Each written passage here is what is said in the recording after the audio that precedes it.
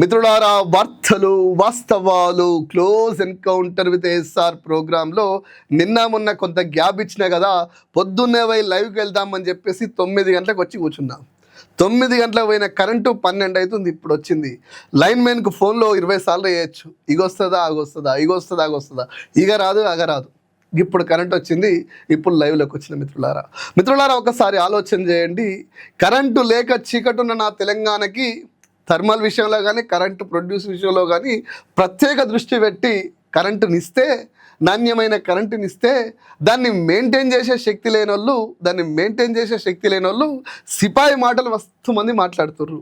ముఖ్యంగా మంత్రులు అయితే ప్రెస్ మీట్లు పెట్టి కేసీఆర్ చెప్పిన దానికి కౌంటర్ ఇచ్చే ప్రయత్నం చేస్తున్నారు. కానీ జనం నవ్వుకుంటారు సార్, మీ కౌంటర్లకి జనం నవ్వుకుంటారు మీరు ప్రెస్ మీట్ పెట్టి మాట్లాడుతుంటే.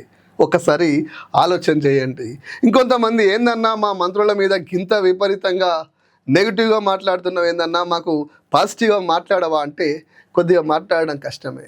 ఓపెన్గానే చెప్తున్నా. ఎందుకంటే TS24 న్యూస్ అనేదే ఈ రాష్ట్ర ప్రయోజనాల కోసం పనిచేస్తుంది, ఈ రాష్ట్ర ప్రయోజనాల కోసం యుద్ధం చేస్తుంది. అలాంటిది ఇప్పుడున్న మంత్రివర్గంలో ఎవరు తెలంగాణ కోసం మాట్లాడిండు, ఏ విధంగా వాళ్ళు నాకు నచ్చుతారు? ఒకసారి ఆలోచన చేయండి.